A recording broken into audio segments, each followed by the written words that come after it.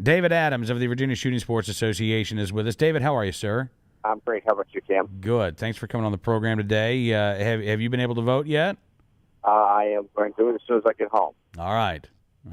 Don't get caught in traffic. I won't. Okay. What are you hearing about Election Day in Virginia? Well, it depends on who's doing the reporting. You're hearing that turnout is strong, and in other areas, you're hearing that precincts that Romney won last year in places like Prince William are up 2% for him, and areas that Obama won are down from last year. So it's anybody's guess what the actual turnout is right now. Yeah, and that's the thing. I mean, you just have to, at this point, you just have to go and vote. That's exactly right. Now, we've been talking a lot about the governor's race, and clearly we're going to keep doing that.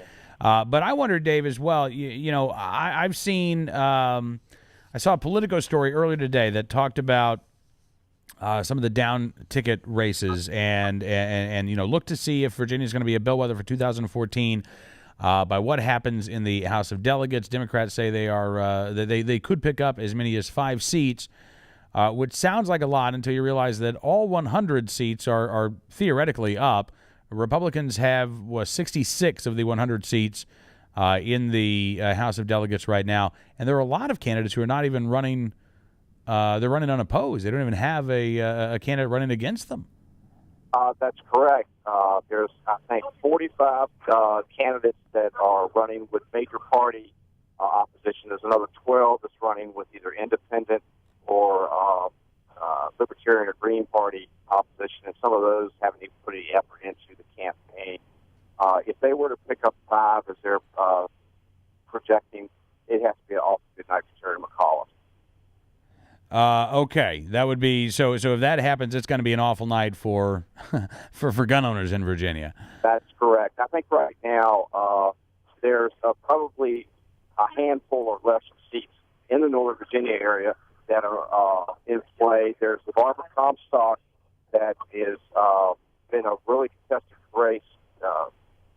Bloomberg put $100,000 into Kathleen Murphy's campaign after she badgered him to come in and help her out.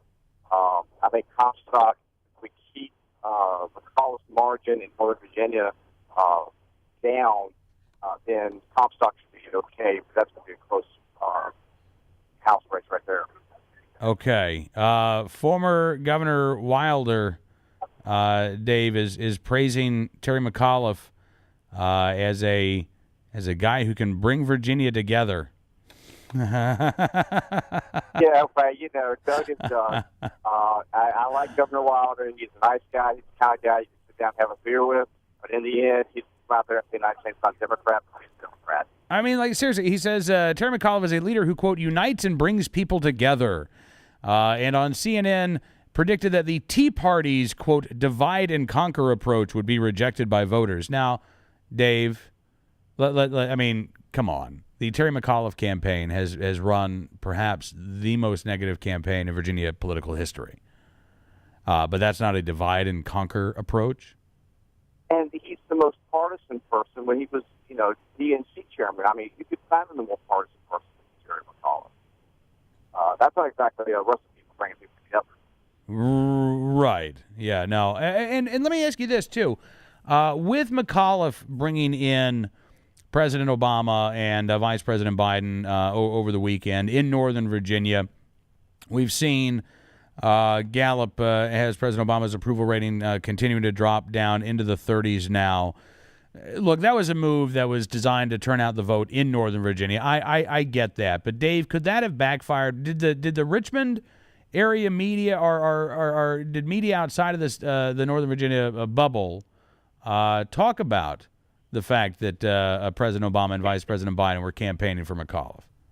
Well, it's obviously the president comes to town as news, but I think it's very instructive that he has kept the big party people up in Northern Virginia. In fact, I can't remember the last time I saw Terry McAuliffe outside of Northern Virginia other than at the Virginia Tech debate. I think he is concentrating, making a big effort, of course, to turn out voters in Northern Virginia because he thinks he can get large turnout up there. That's clearly where a third of the state's voters are.